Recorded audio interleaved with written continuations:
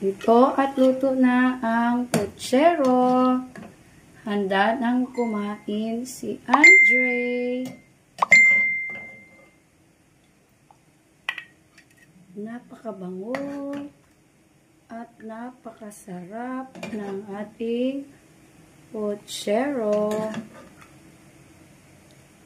Na natin ang pork. By the way, ang ginamit ko ay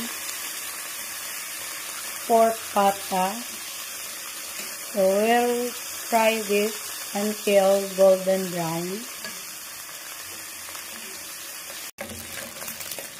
Golden brown na ang ating pork. Be careful kasi tumatalsik ang mantika. Red onion.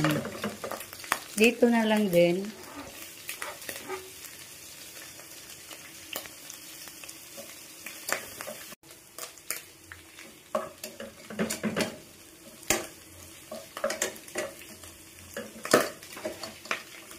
Tumatalsik ang mantika.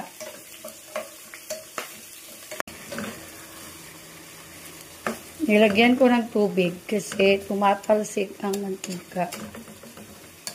So, lalagyan natin ito ng soy sauce, 2 kutsara, at ground black pepper.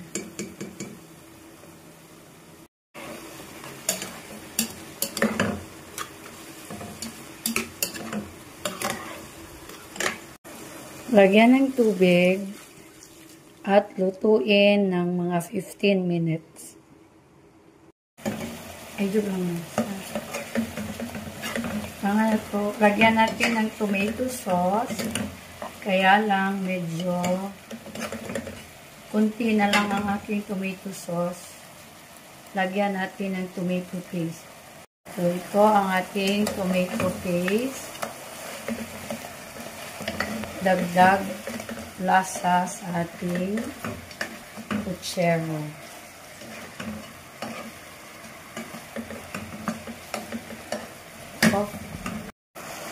Lagyan ulit ng tubig at lutuin for another 20 minutes. Ito at nag-brown na ang ating saging at ang carrots. Hanguin na natin ito and we'll set this aside.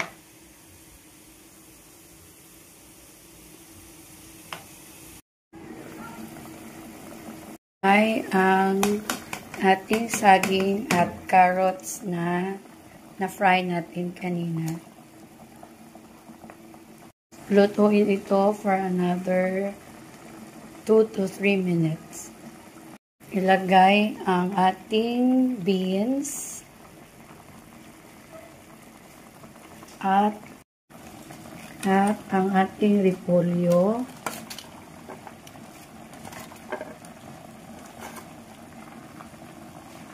at ang ating talong. Maraming vegetables at itong puchero natin. Takpan at lutuin for another 2 minutes. Timplahan natin ng sugar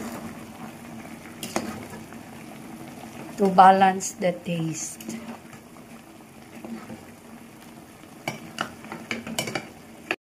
Ito at malapit nang maluto ang ating pork puchero.